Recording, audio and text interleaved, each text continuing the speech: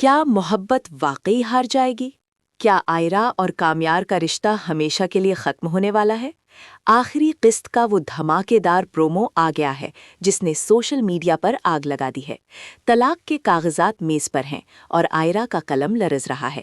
کیا یہ انجام ہے یا ایک نئی شروعات؟ ویڈیو کو آخر تک دیکھیں کیونکہ آج حقیقت آپ کے ہوش اڑا دے گی۔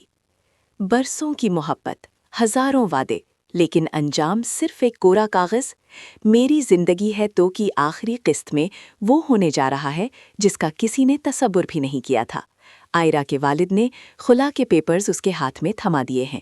دھوکہ، بے وفائی اور بدلے کی اس آگ میں اب آئرہ کو فیصلہ کرنا ہے۔ کیا وہ ان کاغذات پر دستخط کر کے کامیار کو ہمیشہ کے لیے اپنی زندگی سے نکال دے گی؟ کامیار جو اب پچھتاوے کی آگ میں جل رہا ہے، کیا اسے معافی ملے گی؟ ناظرین، کہانی میں سب سے بڑا ٹوئسٹ تب آئے گا جب کامیار کو خلا کا نوٹس ملے گا۔ وہ آئرہ کو روکنے کے لیے دیوانہ وار بھاگے گا۔